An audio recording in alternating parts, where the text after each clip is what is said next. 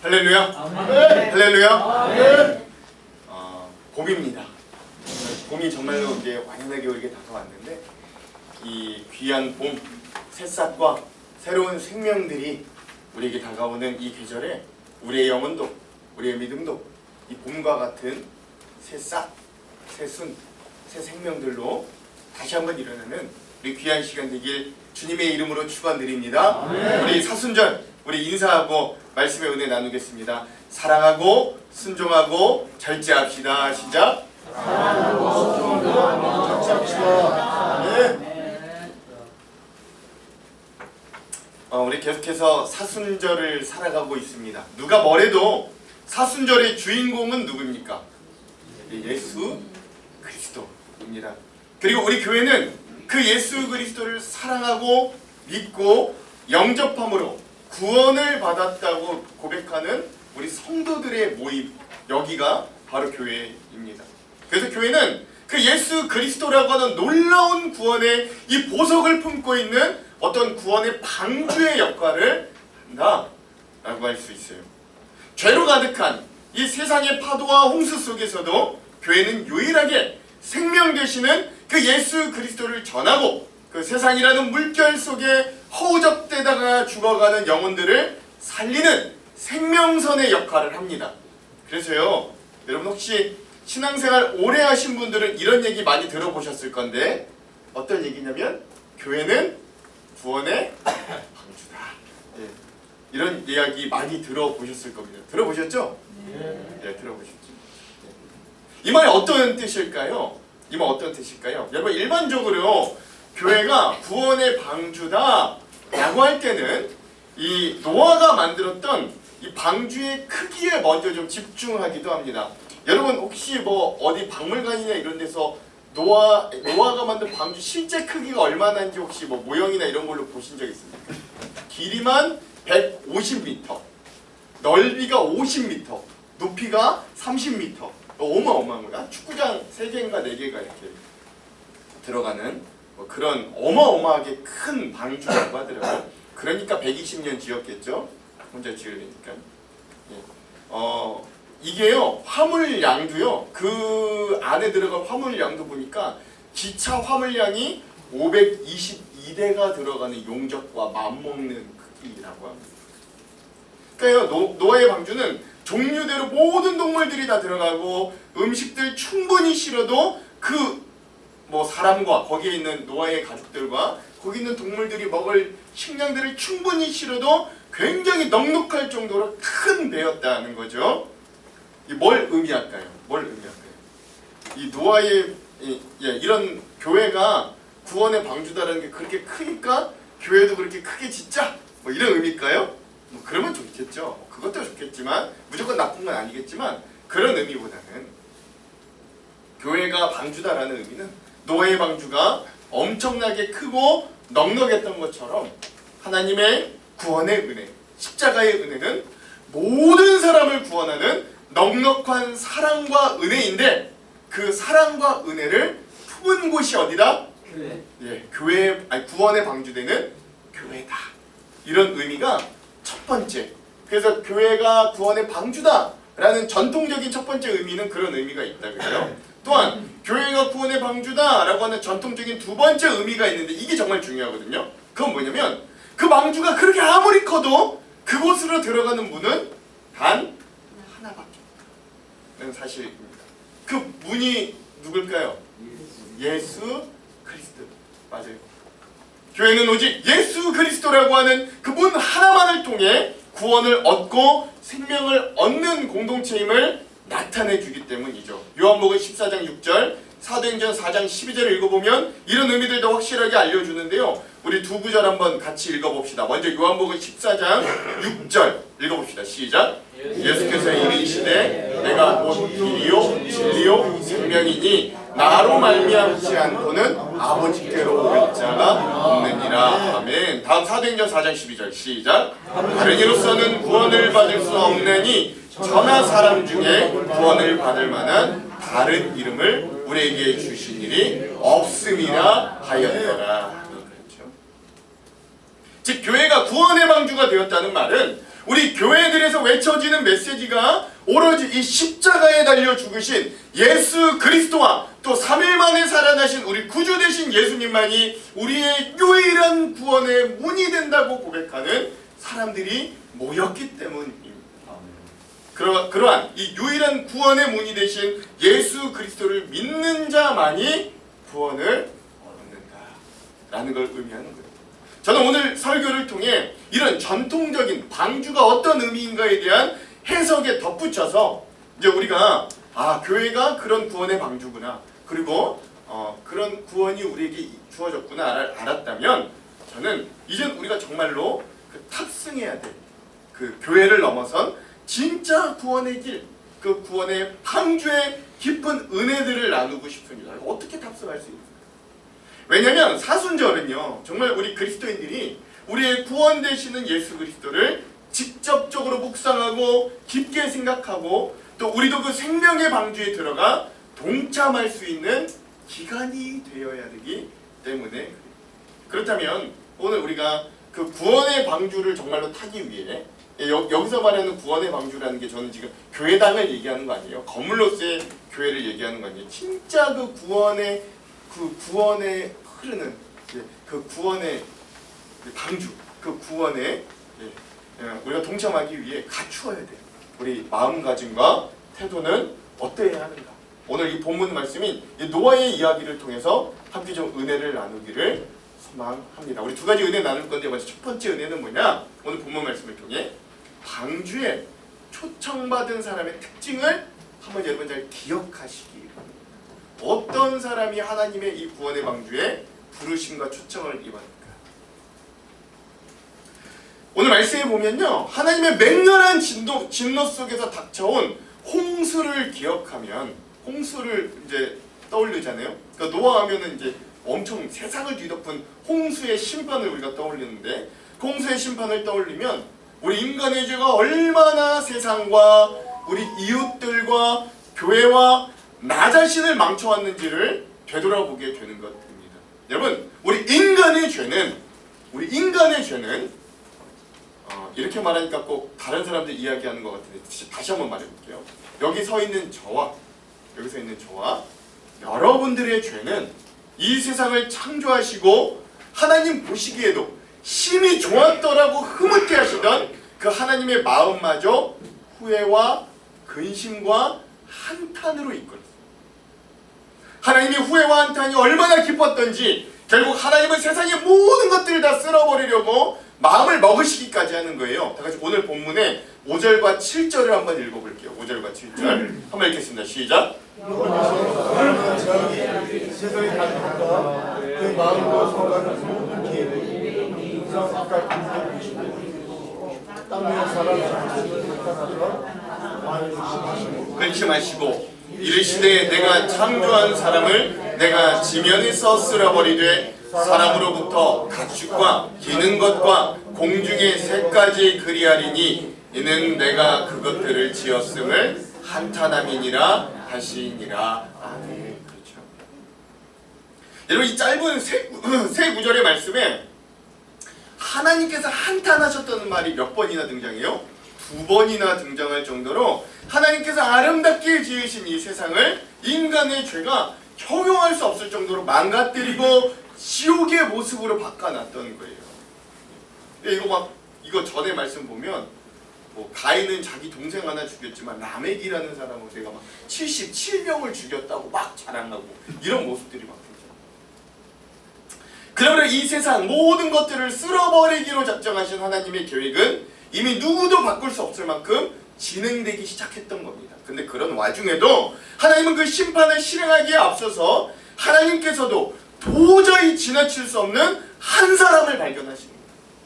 엄청난 후회와 한탄으로 근심하시던 하나님께서도 잠시 한 사람에게 집중하지 않고는 넘어가지 못할 만큼 그 한 사람이 등장하는데, 그가 누구인가? 그가 어떤 사람인가를 한번 살펴봅시다. 다같이 오늘 본문의 9절의 말씀을 한번 읽어볼게요. 시작!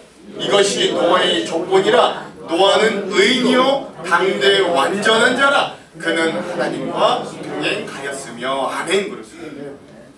그렇죠? 여러분, 이 말씀 보니까 하나님이 그 경로 중에도 그 분노 중에도 도저히 그냥 넘어갈 수 없는 한 사람 노아가 등장하는 거예요.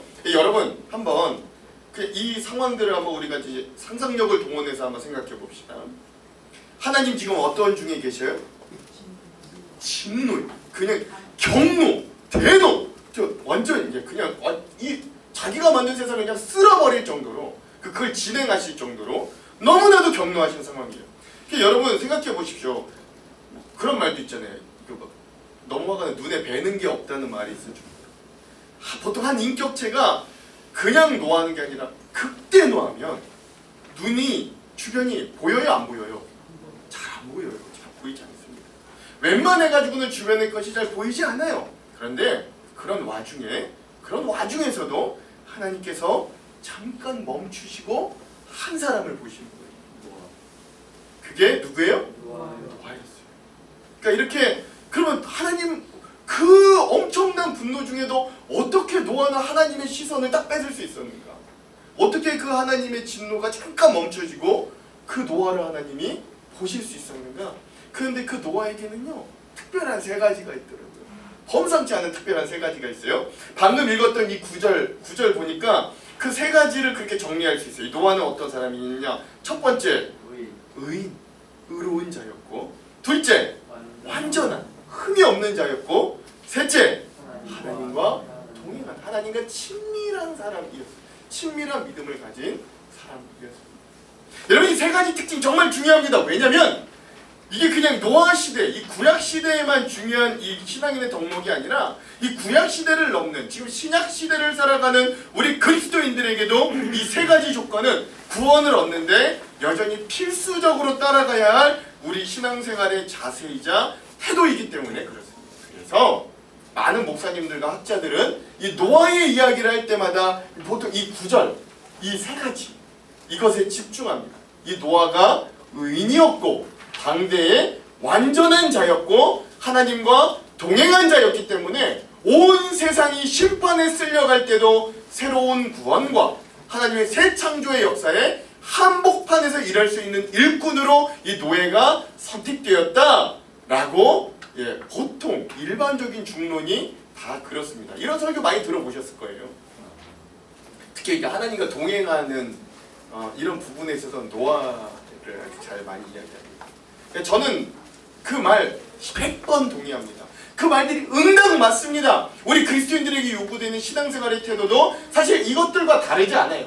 여러분 잘 들어보십시오. 오늘 그리스도인 된 우리도 예수 그리스도의 십자가 사건과 그 흘리신 보혈을 통해 우리의 죄가 사함을 입어 우리가 죄인에서 의롭다 칭함을 받는 의인이 되었습니다. 진짜 의인은 아니고 하나님이 죄인인데 그냥 덮어주셔서 너 의롭다 칭해줄게, 너 의롭다고 여겨줄게 라고 하는 의인이 되었습니다. 그리고 그렇게 의인이 되었다고 믿는 우리는 의인으로 칭하여 주신 그 은혜, 그 새로운 신분에 맞는 삶을 살기 위해 더 흠없고 거룩한 삶으로 나아가려고 애를 씁니다. 여러분 혹시 이거 신학적으로 이거 뭐라고 하는지 아세요? 이걸 성화라고. 점점 더 거룩해야지. 점점 더 거룩해야지. 이거를 신학적으로 성화라고 합니다. 그런 성화의 삶에서 점점 더 거룩해지는 삶에서 우리가 변화되는 놀라운 점은 우리가 코람데오의 삶을 살게 된다는 거예요. 코람데오 무슨 뜻입니까? 하나님 앞에. 하나님 앞에서 사는. 즉 보이지 않는 하나님께서 마치 내 앞에 계시는 것처럼 여기며 그분과 동행하는 삶을 살게 되는 것. 이게 우리 그리스도인들이 가지고 있는 어떤 신앙의 프로세스, 과정들입니다. 그런데 그럼에도 불구하고 노아가 지니고 있는 이 놀라운 세 가지 능력, 즉 그의 의로움과 완전함과 하나님과의 동행하는 삶이 가능하게 했던 건 여러분 생각해 보십시오. 이게 노아 스스로의 힘이었을까요? 노아 스스로의 힘만으로 이것들이 가능했을까요? 저는 절대 그렇게 여기지 않습니다. 이 모든 것이 가능했던 이유는 바로 그가 하나님의 은혜를 입은 자로서의 정체성을 가지고 살았음을 우리가 잊어서는 안 된다. 그렇죠? 그러니까 이것만 보면요, 우리 자꾸 절망할 수밖에 없어요. 야, 나는 의롭지도 않고, 나는 완전하지도 않고, 나 내 삶을 되돌아보니까 나는 하나님과 별로 동행하는 것 같지도 않는데, 야 그럼 뭐 나는 그냥 나는 끝인가? 난 탈락인가? 나는 어떻게 하나님의 눈길을 받을 수 없나? 이렇게밖에 생각할 수 없거든요. 근데요 여러분, 노아도 스스로의 힘으로 이렇게 살았던 거 아니에요. 이 9절에 나타난 이 노아의 소개에 앞서 더 중요한 소개가 그 앞에 등장합니다. 오늘 본문 8절을 한번 읽어볼게요. 8절 한번 읽어볼게요. 시작. 이게 더 중요해요. 이게 더 중요해요. 이게 제일 중요해요. 오늘 우리 그리스도인들이 살아가려고 그렇게 노력하는 의로운 삶, 도덕적으로 거룩하고 온전한 삶, 하나님과 동행하는 삶은 사실 우리의 힘으로는 어렵습니다. 불가능하다고 해도 과언이 아니에요. 우리 매일매일 그러한 삶을 살아가려고 애를 쓰지만, 우리 그리스도인들은 그런 아까 그 세 가지 의롭고 온전하고 하나님과 동행하는 삶을 살려고 애를 쓰지만, 솔직히 말하면 매번 그 도전에 실패하는 보잘것없는 작은 믿음의 인생들이기도 합니다. 그럼에도 모든 것들을 가능케 하는 그 이유와 은혜가 근본이 있어요. 그게 뭐냐? 하나님의 은혜 주심이 우리에게 있어요. 넘어져 있는 우리의 믿음을 다시 일으키고, 할 수 없을 것 같은 그곳에 다시 할 수 있다 능력 주시고, 더럽고 추한 우리를 그럼에도 덮어주시고 의롭다 여겨주시는 하나님의 사랑과 은혜 주심이 우리에게 있는 거예요. 그래서 우리가 다시 그런 아까 그 세 가지 의롭고 온전하고 하나님과 동행하는 삶으로 나아갈 수 있게 되는 것이죠. 그래서 우리는 그 은혜에 힘입어 담대히 하나님 앞에 나아가게 되었고, 그 은혜를 힘입어 거룩한 삶을 여전히 살려고 애를 쓰고, 그 은혜를 힘입어 부끄럽지만 하나님과 동행하는 인생들이 되는 그런 존재들로 변화되었습니다. 여러분 믿으십니까? 아멘. 그렇죠. 아멘. 너무 잘했네. 믿으십니까? 아멘. 그렇죠. 이 아멘은 좀 안에서 정말 끌어나오는 아멘이 돼야 됩니다. 한 구약학자, 우리 구약 교수님의 글이 있어서 좀 나누기를 소망합니다. 이 부분에 대해 정리를 너무 잘해 주셨어요. 자, 한번 읽어볼게요. 하나님의 심판 중에 혜성처럼 등장한 노아는 하나님의 심판과 구원의 매개자가 된다. 노아에 대한 소개는 하나님의 창조와 구원의 기준이 된다. 이렇듯 하나님의 맹렬한 심판 중에도 새로운 소망과 구원의 기준이 된 노아의 등장 이유는 노아의 이야기를 읽는 자들에게 의롭고, 이게 히브리어로 짜디크, 완전하고 담임, 하나님과 동행, 할라크하는 삶이 그리스도인의 삶에 얼마나 필수적인지를 알려주기 위해서이다. 하지만 이 모든 것을 가능하게 한 것은 노아의 은혜 입은 자로서의 정체성이다. 짜디크, 의롭고 담임, 완전하고 할라크, 하나님과 동행함을 능가하는 단어는 바로 8절에 나타난 히브리어 헨, 즉 은혜 입음이다. 이 은혜를 입다는 헨이란 단어는 두 가지 의미로 나눌 수 있다. 첫째는 불쌍히 여김과 긍휼을 얻었다는 뜻이고, 둘째는 공짜, 값없음, 이유 없음, 까닭 없음이라는 뜻이다. 오늘 우리도 마찬가지다. 하나님의 이유 없고 값없는 사랑과 은혜가 우리에게 주어짐으로 우린 예수 그리스도를 통해 구원을 얻은 자들이 되었다. 그래서 의롭다 칭함을 받음도 가능하고 완전한 거룩한 삶을 향한 걸음이 가능해졌으며 하나님과 동행하는 축복을 입은 존재가 되었다. 교수님 이렇게 잘 정리를 해주셨더라고요. 사랑하는 성도 여러분, 오늘 우리가 이렇게 하나님의 은혜를 입어 심판에서 벗어날 수 있는 자들이 되었습니다. 이런 노아의 삶을 하나님은 반드시 주목하고 계셨습니다. 그래서 온 세상 다 쓸어 심판하여도 하나님은 노아를 통한 그의 가족들은 구원으로 입으시고 귀한 은혜를 입게 하셨다는 거예요. 노아가 죄가 관영한 세상 속에서도 그 믿음을 지키며 하나님 앞에 의롭고 완전하고 하나님과 동행하는 삶을 살려고 애썼던 모습도 참으로 귀하지만, 그걸 뛰어넘어 은혜를 주시고 그 모든 것이 가능하게 하신 하나님의 더 큰 은혜와 사랑이 거기 있었음을 여러분 기억할 수 있기를 소망합니다. 그러니까 여러분 제가 말하는 거 오해하시면 안 돼요. 그 세 가지가 쓸데없다는 거 아니에요? 의롭게 살려고 노력하고 완전히 살려고 노력하고 하나님과 동행하려고 노력하는 그 삶이 의미 없다는 거 아닙니다. 근데 그거 우리 힘으로 하려고 그러면 100% 실패해요. 그러니까 하나님은 이 세 가지를 본 것인가? 이 세 가지도 보셨겠죠. 그러나 하나님 더 크게 본 건 뭐예요? 그가 하나님의 은혜를 입은 자라는 정체성을 가지고 있다는 거에 하나님은 주목하셨어요. 그 은혜 입은 자라는 정체성에 그 대노, 분노 중에서도 하나님의 시선이 갑자기 거기에 딱 멈추게 돼요. 이게 중요해요. 그 은혜 입은 자 의식이 결국 우리를 구원의 방주에 탑승하는 조건과 특징이 되었음을 여러분 잊지 마시기 바랍니다. 우리 아까 맨 처음 예배 전에 잠깐 불렀죠. 우리 은혜 아니면 이런 찬양, 우리 가사는 이래요. 어둠 속 헤매이던 내 영혼 갈 길 몰라 방황할 때 주의 십자가 영광의 그 빛이 나를 향해 비추어 주셨네. 주홍빛보다 더 붉은 내 죄 그리스도의 피로 씻기어 완전한 사랑 주님의 은혜로 새 생명 주께 얻었네. 나의 노력과 의지가 아닌 오직 주님의 뜻 안에서 의로운 자라 내게 말씀하셨네. 이제 나 사는 것 아니오 오직 예수 내 안에 살아계시니 나의 능력 아닌 주의 능력으로 이제 주와 함께 살리라. 은혜 아니면 나 서지 못하네.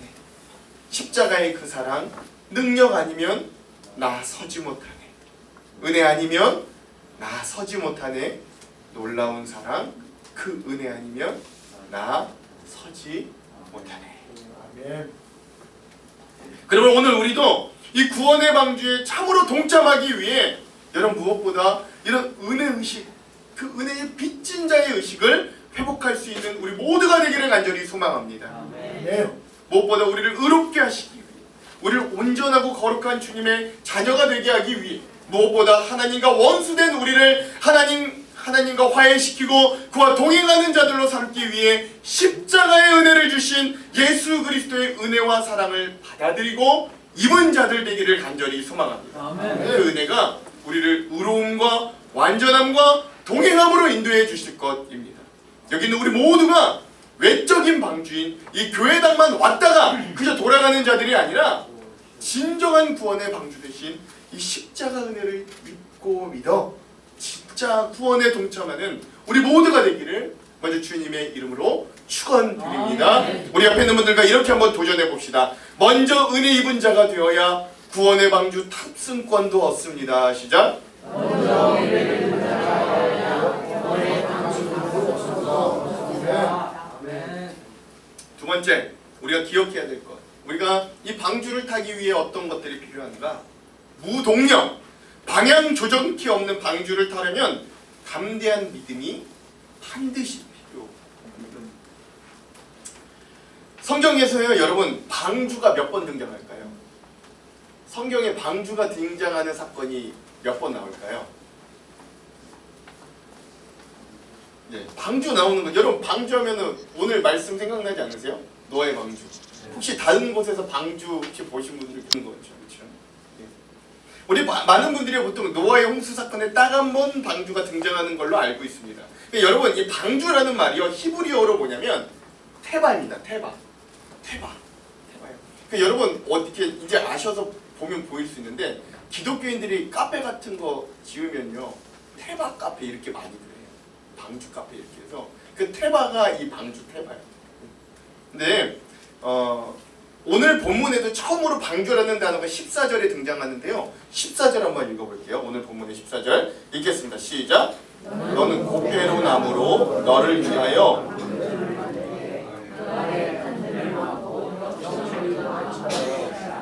칠하라 라고 합니다. 근데 이거를 히브리어로 이게 쫙 썼으면 여러분 초록색으로 된 저게 테바예요. 방주. 테바라고 하는 단어거든요.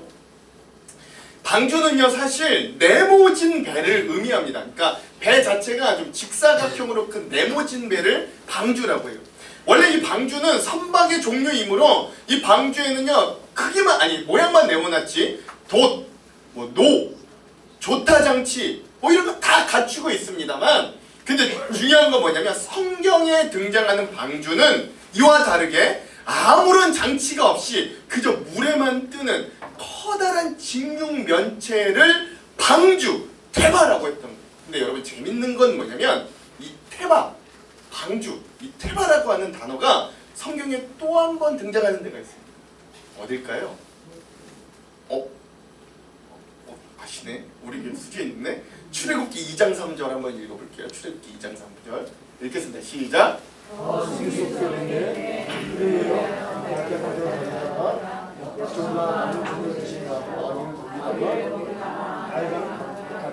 사이에 두고 아멘. 그렇죠? 이 말씀에 갈대 상자라고 하는 단어가 우리 의역돼서 그렇지만 히브리어로 하면 테바. 그 부모가 아기 모세를 테바했대. 물론 우리나라 말로 번역하면서 선교사님들이 이제 그걸 방주라는 말보다는 갈대상자가 더 어울리고 이해될 것 같아 많이 의역하신 거예요. 갈대상자라고 의역하셨지만 엄밀히 말하면 모세의 부모는 3개월 된 자기 아들 모세를 나일강에 띄었을 때 그것을 갈대로 만들고 역청을 바른 방주에 태웠다라고 성경은 이야기하고 있습니다. 이렇게 보면 성경에 등장하는 이제 이 두 방주가 두 번 나오는데 이 방주들의 공통적인 특징이 있습니다. 그게 뭐냐? 첫 번째 특징은 뭐냐면 이 방주들은 선장, 키, 돛대, 노대, 운전대가 있다 없다? 없다. 이 공통적인 방주. 성경에 나오는 방주입니다. 다시 말해 성경에 등장하는 방주는 하나님의 선장이죠. 하나님의 인도하심에 철저히 맡기는 구조의 배가 바로 성경이 말하는 방주입니다. 그 방주들은 결국 아라랏산 또 모세가 탔던 그 방주 그 갈대상자는 애굽 공주의 품에 안전하게 도착해서 새롭게 구원의 역사를 시작하게 하는 분도 하나님이셨다.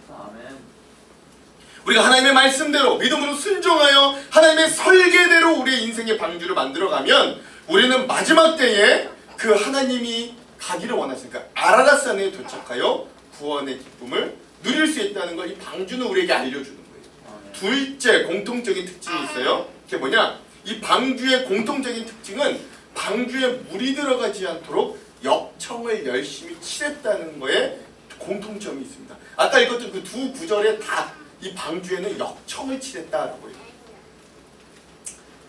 여러분 역청 뭔지 아시죠? 현대 요즘 말로는 이제 영어로 타르라고 하죠. 타르. 그러니까 보통 요즘 말로 역청이라고 하면 뭐냐면 석유나 석탄을 가열하고 얻은 어떤 끈적끈적한 검은 탄수. 그래서 그거 보통 뭐 만들면 아스팔트 만들 때 사용하는 거 우리 역청 또 타르라고 이야기합니다. 근데요 구약시대 역청은 이 석유나 석탄 없었잖아요. 이때 거기서 얻기보다는 나무 송진과 또 나무를 태워 만든 숯을 배합하여 그걸 막 끓여가지고 끈적끈적한 방수제가 만들었던 걸 역청이라고 했다고 합니다. 그래서 그 역청을 만들어서 배를 만들 때 보통 그 배에 역청을 칠해서 방수의 역할, 즉 물이 들어오지 못하게 역할을 했던 게 역청을 칠했다라고 하는 것이라고 해요.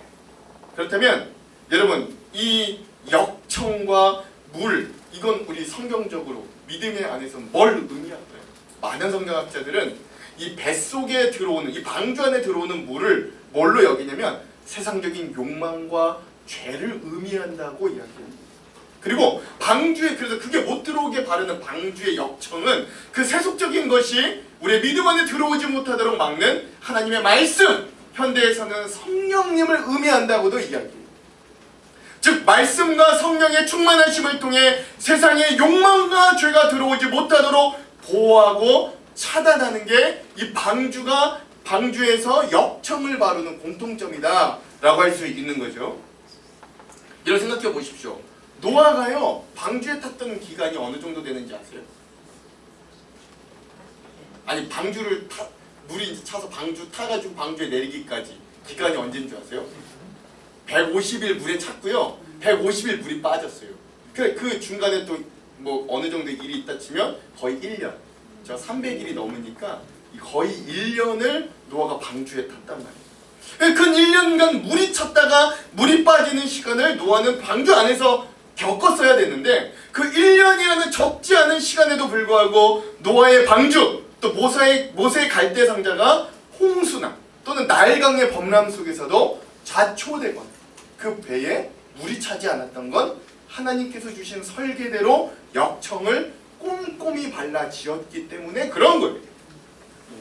즉 이렇게 이런 방주들의 공통적인 특징을 살펴보면 우리는 왜 방주들이 구원으로 향하는 생명선이 되었는지를 좀 짐작해 볼 수 있는 거죠. 그것은 우리의 생각과 세상적인 물결들을 거슬러 오로지 하나님만 의지하고 그분의 뜻에 순종하는 용감한 믿음 자체가 방주를 상징한다라는 걸 알 수 있기 때문입니다.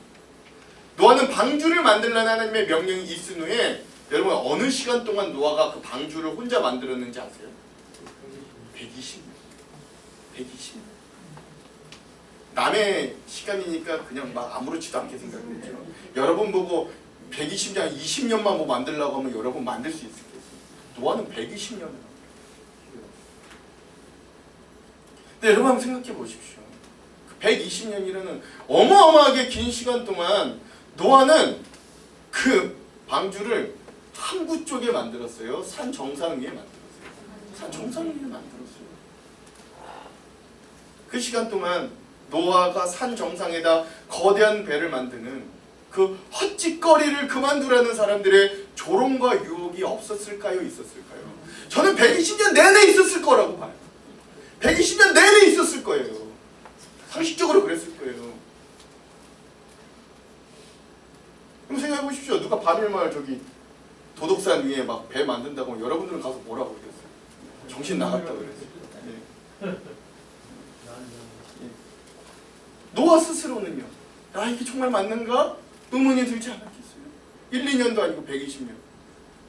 심지어 그 배를 만들어도 자기의 힘으로 운전할 수도 없고 동력장치도 없는 그 배가 생각보다 안전하게 느껴지지 않을 수도 있었어요.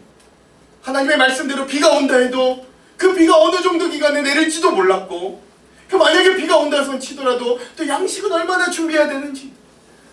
노아의 방주와 모세의 갈대상자는요 그야말로 실성 그 자체.